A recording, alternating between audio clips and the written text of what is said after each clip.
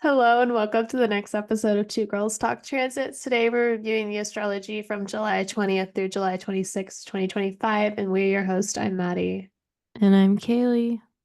And welcome back. So we have a busier week this week than last week, and we are under this Mercury retrograde, so keep that in mind Hmm. because Mercury is ruling Mars right now, who's in Virgo. And on the 20th, which is our Sunday that we're starting this week out, Mars is going to conjunct the South Node in Virgo. So I think we talked a little bit like this like last week, but like I struggle a little bit with interpretations with the nodes because in like some modern astrology, they're super fatalistic and they're very much about like your life and your path. So like what does that mean for this discussion for transiting astrology, right? And so part of the reasoning that we talked about, like the North Node is often an increase, and then the South Node is often a decrease. And it just usually kind of decreases whatever planetary energy that it's around.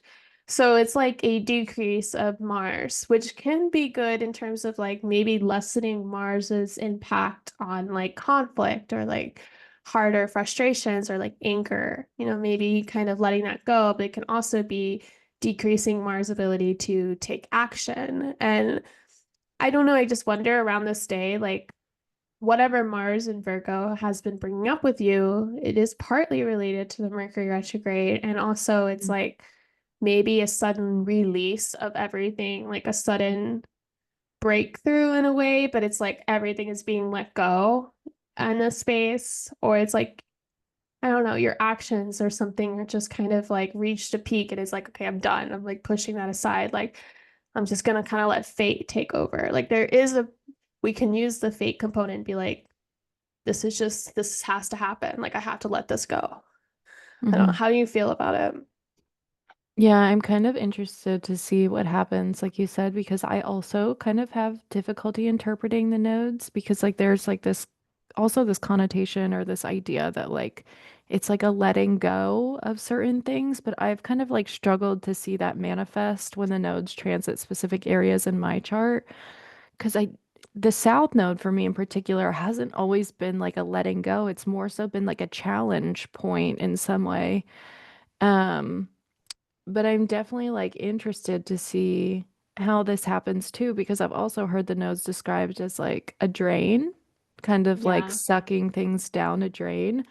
And when Mars comes into contact here, I'm wondering if we are kind of like being asked to, ruled by this Mercury retrograde, review what our actions are and kind of start fresh in a new direction. We're kind of having that Mars go down this like metaphorical drain, and saying goodbye to previous action. And then, from there on out, it's like we can decide to perhaps move more in the direction of the south or in the of the north node. Um, Yeah. yeah. Yeah, I mean, I had this large stellium in Libra, so I went through the South Node going through like six planets.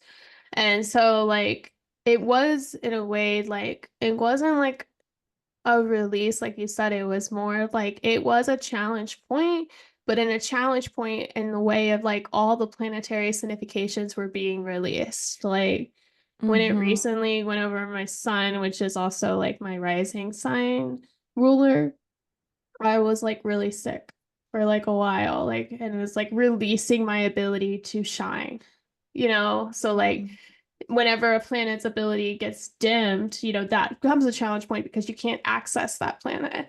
And it was like I didn't know, and it was also like internally, I didn't understand my identity very well or like what I was growing towards. Like it felt like a toilet drain in that sense where like everything that I thought about my son or like my identity was let go. And there was like I didn't know have anything to cling to. So I guess in that same sense, it's like everything you thought, all the actions you thought you've been taking in Virgo, Mercury stations retrograde, and you're like, oh shit, it actually means nothing, or it actually, doesn't matter. It actually was pointless action. It's like a release of all that, realizing like now I got to redo this in some way. Yeah, because as Mars like entered Virgo, like, we have been taking some action in that area. Right. Yeah, but maybe as it meets the South Node, has that action been aligned, or has that been like the action that we truly want, or has it been kind of like the direction that we think we're supposed to go in, or, we think we're supposed to experience, things from that action, whatever.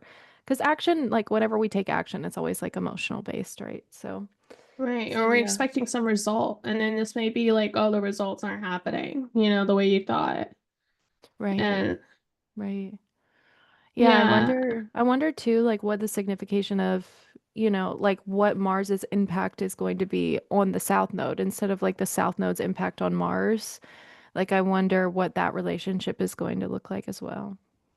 well, I guess it's kind of hard to sell that because like the South Node's not real. It's just like a made up point. Mm-hmm. Yeah. So it's not like it's really interacting with anything real. So I feel like it's Mhm. always the other way around. I don't know. Yeah, yeah, that could be true also. Yeah. South Well, Node. Well, yeah, I don't. Go I ahead. mean, Sorry. nonetheless, I feel like it's going to highlight the Yeah. themes of like what the South Node experience for you is, Yeah. in this area of life.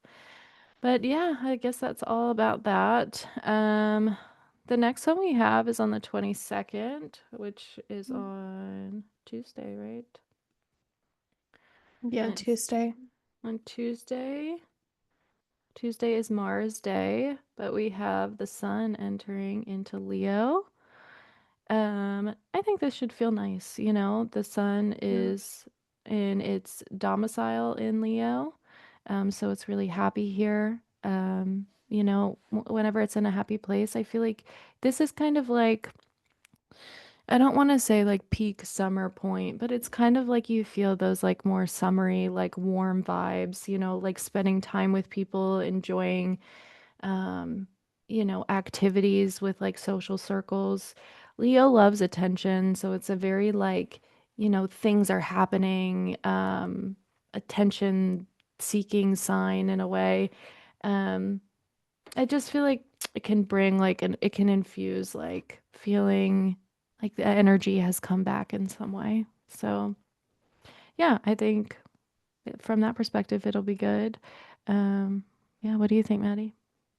Yeah, I mean, I think overall the sun has been in decent position, even when it was in Cancer, just because it was with Jupiter, which is like its sect mate. Right. And Jupiter was really bonifying the sun, and now the sun's in its domicile.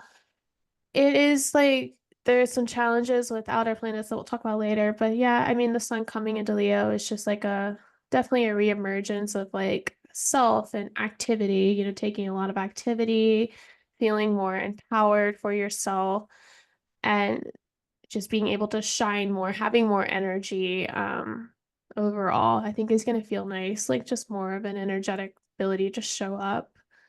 Yeah, and I think And like this house having like previously having just Mercury retrograde in there, like right. may feel like a little bit challenging, but then the sun moves in, I feel like it's gonna lighten it up a little bit, like brighten the space. So wherever you have Leo in your chart, I feel like it will have some kind of brighter energy. But that doesn't necessarily mean it has to be like positive.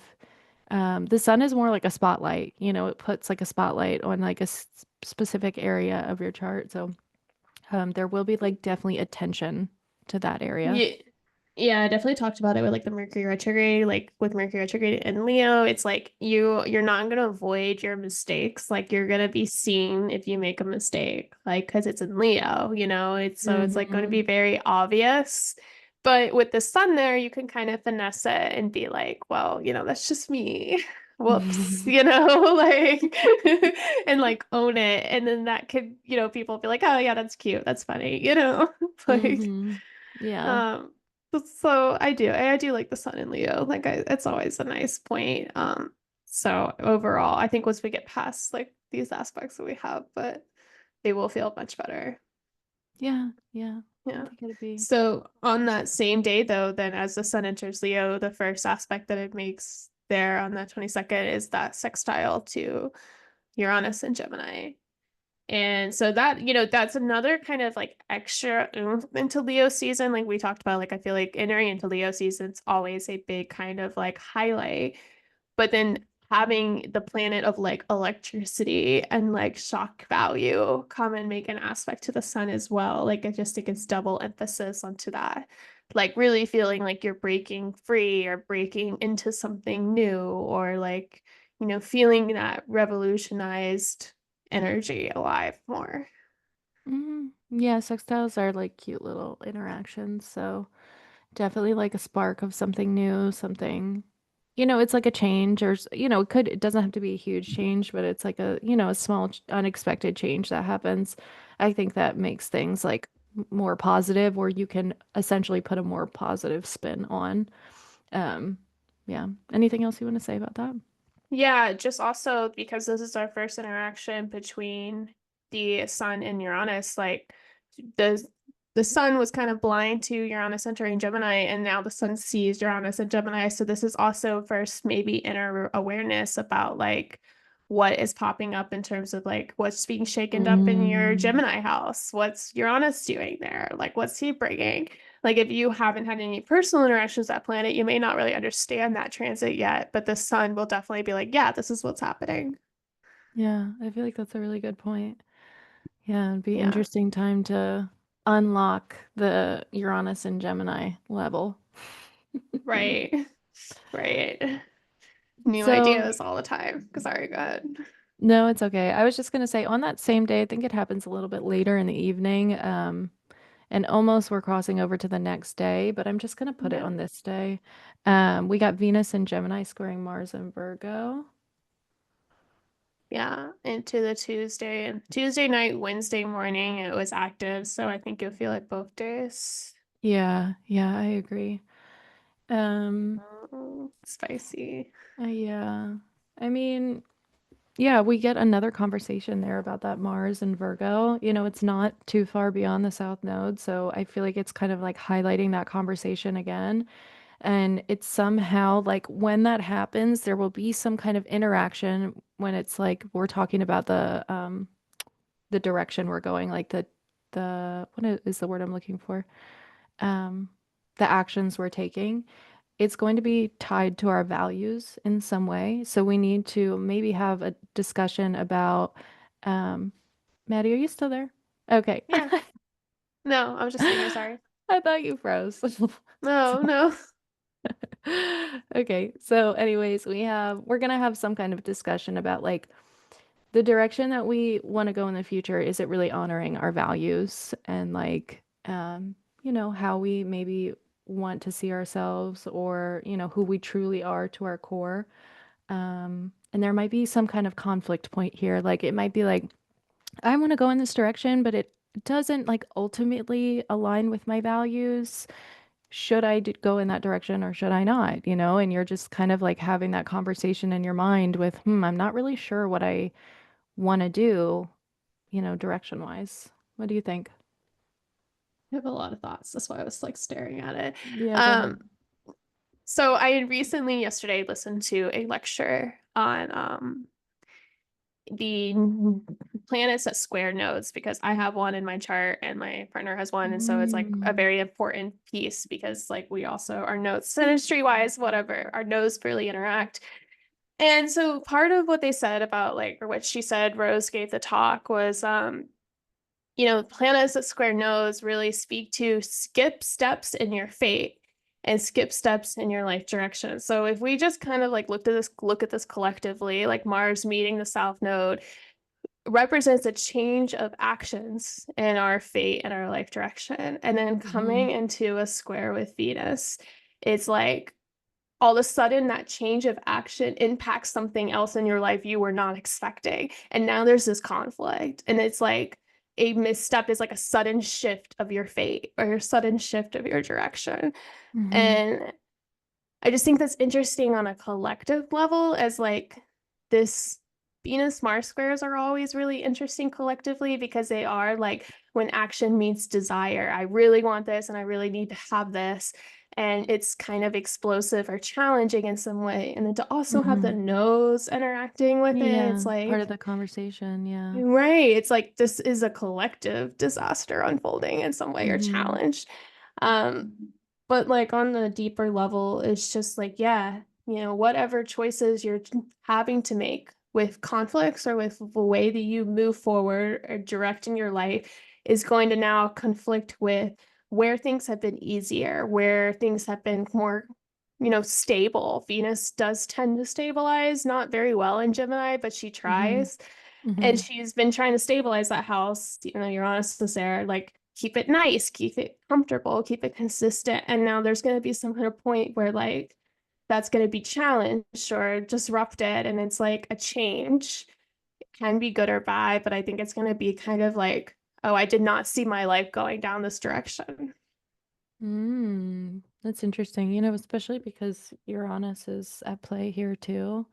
We do have Right. that like shake up energy happening. So definitely like I would put a pin in the calendar for this day, and the following day to just like kind of Yeah. see like what kind of comes up and what the themes are because I do feel like it's super interesting energy. Well, it's like it is a precursor, to the new moon that happens on Thursday. So it's like this whole week we're like seeing Like this things build up, suddenly yeah. shift. Yeah. Yeah. We're suddenly seeing things change and shift directions, and it's gonna create a little bit of conflict. Um, do you anything else you want to talk about? We just want to go to the new moon. Yeah, let's just go to the new moon. I feel like we Yeah, because it's kind of tied together at this point. yeah, that makes sense. So it's on the 24th. Yeah. Um, so we got a lot happening. Go ahead, Maddie. Yeah, I was saying like this new moon kind of is very challenging. I think it's kind of speaks to the interactions that we've been having with Mars anyway in Virgo, and like this Venus Mars square kind of is like this precursor to this new moon. But even though the new moon's ruled by the sun and the moon's here, generally it seems like it would be good. We have Mercury retrograde in the same sign. That's not Mm-hmm. helpful energy. Right. This new moon is then directly opposite Pluto, like to the degree. They're both at like 2 degrees, and then it's also interacting with the Saturn, Neptune, and Aries. So almost all the outer planets, like we had just went through the sextile with Uranus. The Pluto opposition is, I think that's very challenging. Like I don't think that's a comfortable energy because you're looking opposite to your secrets, to your Mm-hmm. hidden information, to challenging positions of authority. And like there is something really illuminating the hidden dark information of governments or society, the Plutonian powers at B. The sun always highlights it. And then that information or that breakthrough and understanding is going to challenge the overall structures of your life with the trine to Saturn and like Neptune as well, like the dreams and structures that we're dealing with. I don't know, it is kind of interesting to think of like Mars going through these interactions and then we're having this really intense, like that's what it is, a very intense new moon. Mm-hmm. Yeah, I mean, especially because in modern astrology, like Pluto is the like I guess I think of like scorpionic energy, right? Like Pluto rules Right, Scorpio in modern and then or in modern, yeah, and then traditional Mars rules Scorpio. So right, Pluto and Mars are kind of similar, just, a bit different, but it's interesting that we would have all these like martial themes and then this interaction with Pluto. Um, yeah, definitely any interactions with Pluto are like a promise that it's going to be right. like unearthing in some way, bringing up like drudging up things that maybe we don't deal with on the regular. Um, yeah, and especially like Maddie mentioned, like political forces are very Plutonian. And Saturn is very representational too of like government forces. I was thinking about the government a lot this morning. I can't remember why. Oh, I was thinking about it as like this masculine figure because I usually see the Oh, government as like super masculine. And then I was yeah. like, marker of a good government is how it treats its women. But anyways, that's besides the point. So, um, but yeah, this is gonna be like definitely like an unearthing new moon, like a definitely like it's gonna have like a lot of energy behind it. So Maybe I the don't know. secrets will come out. Maybe the Epstein files will finally be released. Did you This see all the stupid drama going Epstein on with that? files. I'm like, oh my God. I thought that was like, how many years have I been hearing about this? Yeah, we've Mm. had them forever, and nobody's let them release because powerful people on both sides of the aisle are in it. And Yeah. and that's Pluto. That's the new moon opposite Pluto. Like, Yeah, I know. Maybe we'll figure out some like darker secrets about the well, government. Yeah, go it's ahead. also interesting. I was just saying it's also interesting in modern astrology, Leo rules the fifth, which is children too. Right, right. Yeah, it does. So And then with like the Epstein yeah, stuff, yeah, like right. unearthing. Yeah, that's really So interesting. yeah, I don't know. That's interesting. I mean, even we can look at it traditionally. Mercury is also representative of children, also, or like younger people. Mercury Mhm. is, and Mercury's retrograde in Leo at the moment as this new moon is activated. So it's like a release Mm. of prior things. Like, I don't know. I mean, that could be like a big thing that comes out, or like information of like, oh no, we're gonna hide it. We're gonna double down and hide it. And then people are like, no, we already know. So, Yeah, like you can't hide it anymore. Like we're not right. dummies. Yeah.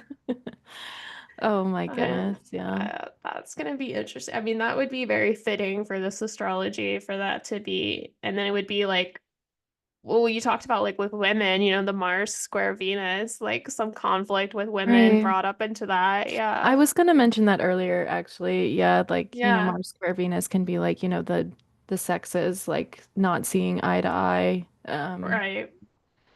Yeah, so it'll definitely be a spicy one for sure. And this happens on Thursday of next week. So yeah, interesting to Yeah. see.